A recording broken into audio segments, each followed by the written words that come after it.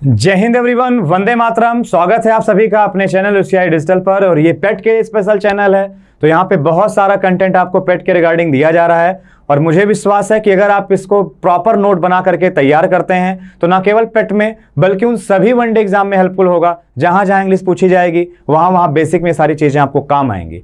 तो स्टार्ट करते हैं आज की वीडियो में। रोज की तरह आज भी 40 क्वेश्चन होंगे, कम से कम समय में हम लोग करने की कोशिश करेंगे। तो पहला स्टार्टिंग हम लोग करते हैं सिनोनिम से।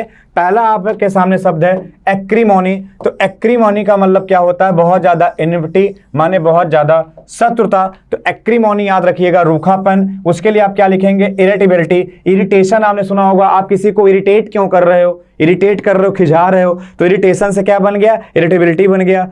पीविसनेस क्या हो गया? पीविस माने क्या होता है? बहुत ज्यादा इरिटेट करने वाला पीविस, तो पीविसनेस आ गया, एनिमिटी आ गया, एक्रीमोनी याद हो गया, शब्द आपको तैयार हो गया। आंसर आपका ए है।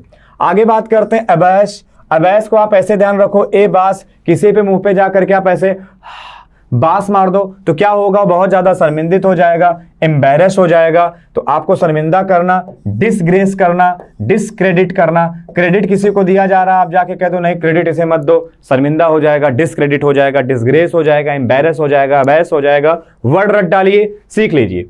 आगे आते हैं एड्रोइट। एड्रोइट का मतलब होता है स्किलफुल। एड्रोइट एक्चुअली में आता है जो दोनों हैंड से लिखने में निपुण होता है, उसके लिए हम क्या कहते हैं? एम्बी डेक्स्टरस। तो जब कभी भी आप डेक्स्टर वर्ड लिखते हैं, डेक्स्टरस लिखते हैं, तो डेक्स्टरस के लिए अपने आप एड्रोइटनेस आ जाता है। तो डेक्स्टरस आ गया यहीं से। एम्बी डेक्स्टरस माने जो दोनों हाथों से लिख लेता हो, एम्बी माने बोथ, डेक्स्टर माने लिखने वाला, दोनों हाथों से लिखने की कैपेबिलिटी हो। एंड्रोइट आपको सामने याद हो जाएगा। और एड्रोइट माने स्किलफुल, निपुण। तो आपको आंसर डी अपने आप दिख जाएगा स्किलफुल के लिए। ठीक है।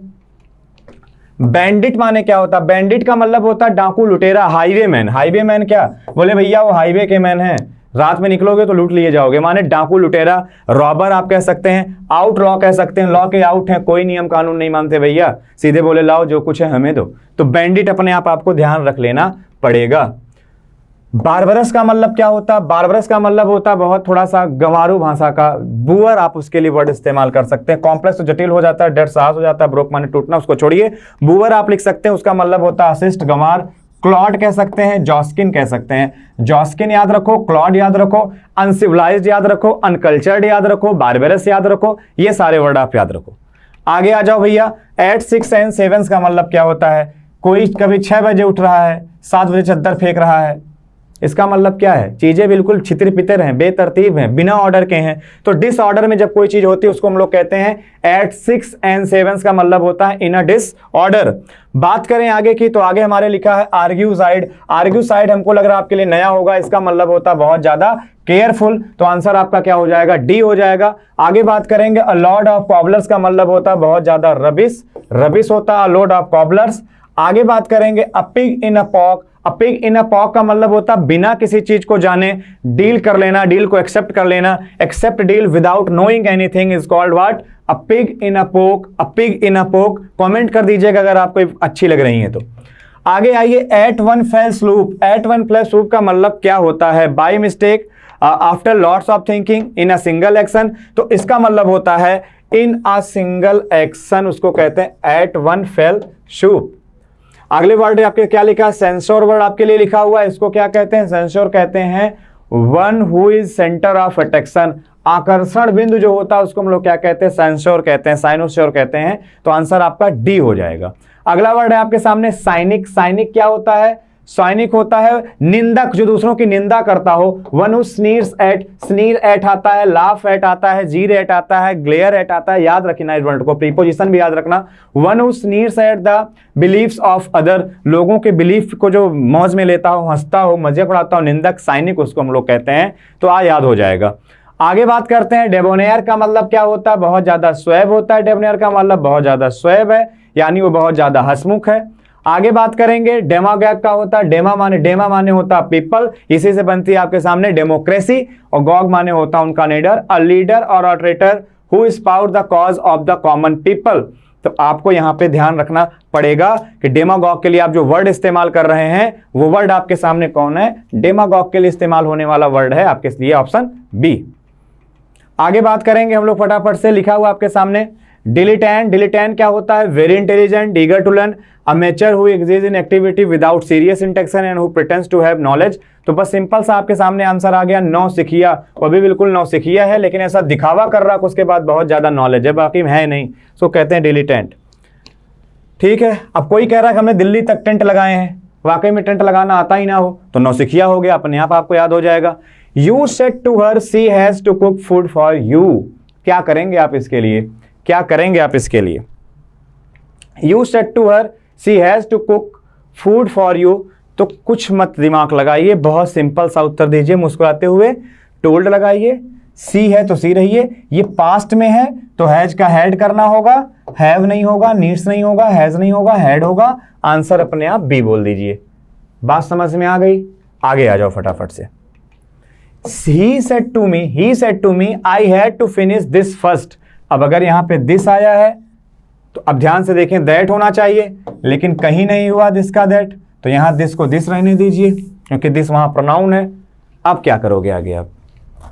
told me that I बदलेगा किसके अकॉर्डिंग? इस he के अकॉर्डिंग। तो I को जब आप he के अकॉर्डिंग बदलोगे तो भी ही हो जाएगा, हो गया। had जो है ना वो had में ही रहेगा, उसको आप हैव या हैज मत करिए, हैड मत करिए। हैड टू फिनिश है तो उसको आप हैड टू फिनिश रखिए।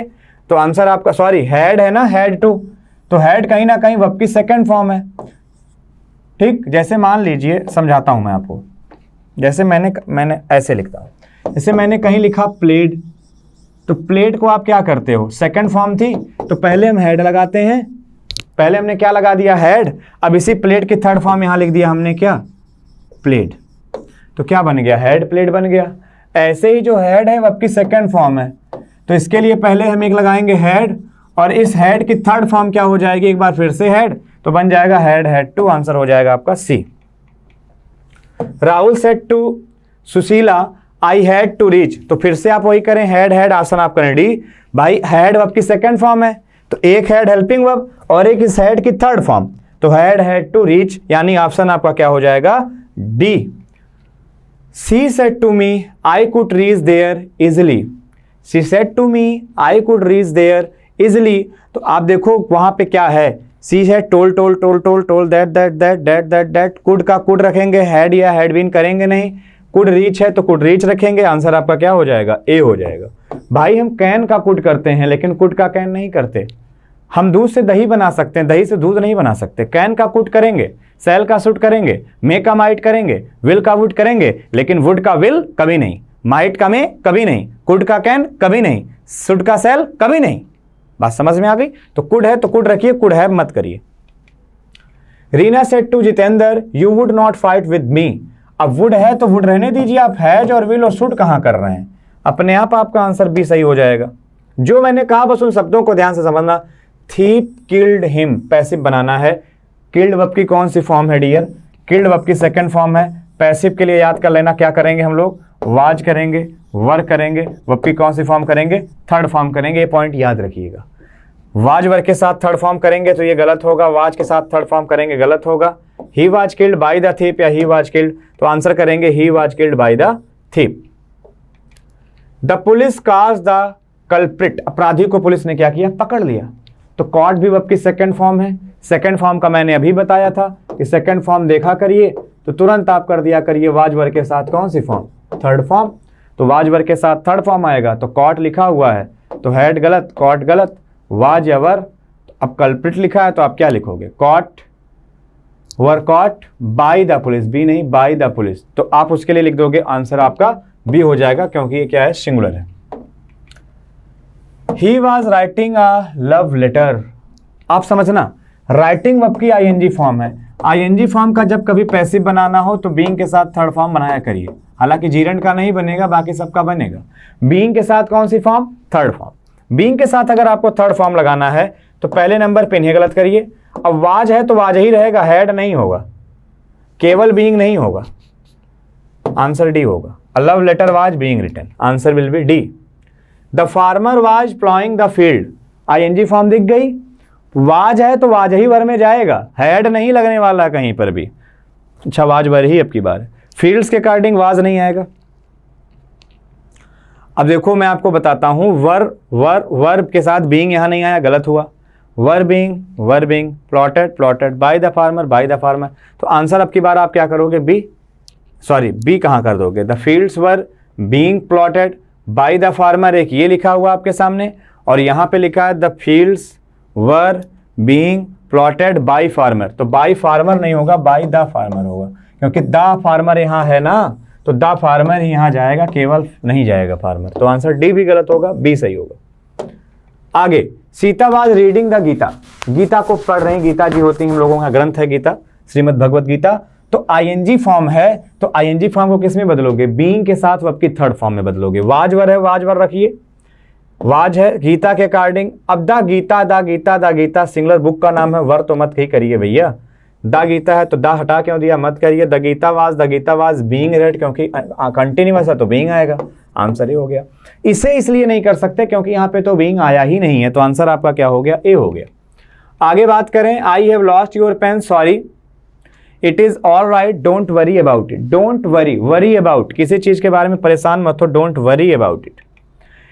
इन Britain milk is to your doorstep, milk is sold, milk क्या होता है, बेचा जाता है, milk is sown to your, मतलब आपको वहां देखने को मिल जाएगा कि आपके डोर स्टेप पे ही मिल्क है, milk is sown, not sold या बॉट या delivered. My uncle died the war, my uncle died, वो डाइड हो गए, वाया तो लिखोगे नहीं, ड्यूरिंग द वार या इन द वार, तो my uncle died in the war, वो उस वार में एक्सपायर हो गए।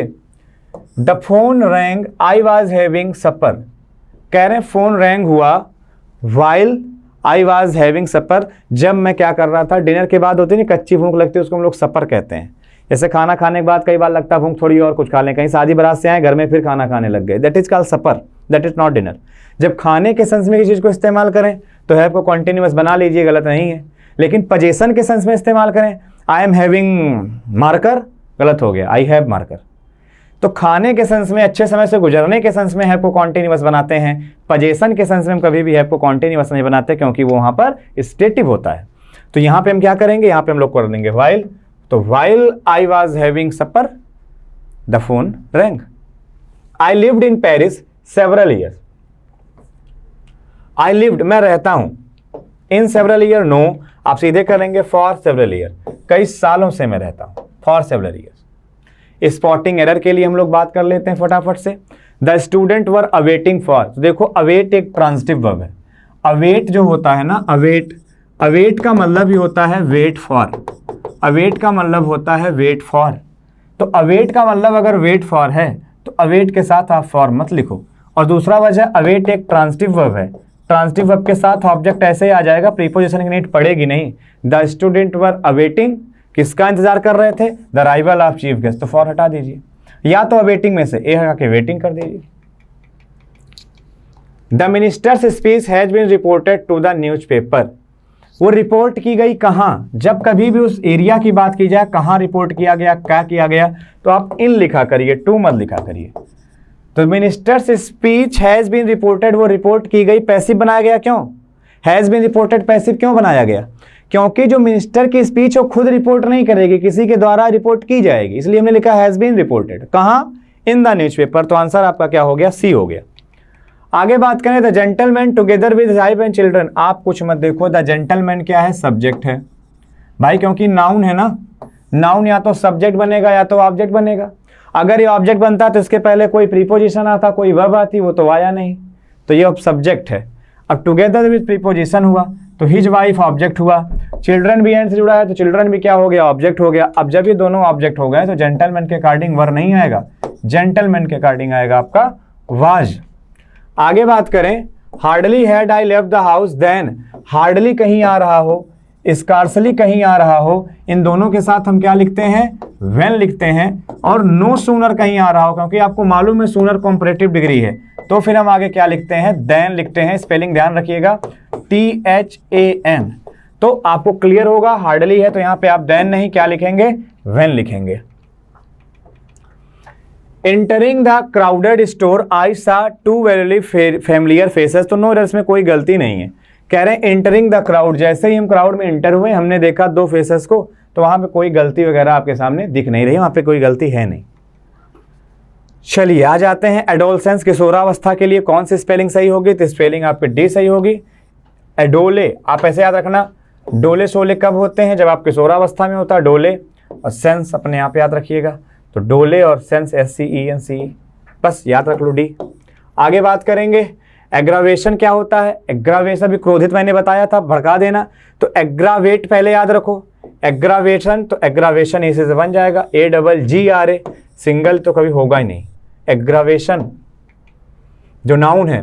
एलिजियंस क्या होता है? अब उसके लिए वर्ड आप देखो, डबल एल होता है पहली चीज, सिंगल एल वाले सब गलत हो गए, तो अपने आप याद रखो एलिजियंस। अब ऐसे याद रखा करो ना इसको, आप ऐसे याद रखा करो, एले, आल, आल, ऑल याद कर लो, ऑल याद कर लो, ठीक है। फिर याद क्या कर लो आप यहाँ से, ऑल, जिया माने सबने जिया, ई माने इसी को, ऑलिजिया ऐसे याद करोगे तो एलिजेंस याद रहेगा, ऑल एजेंस, ठीक है।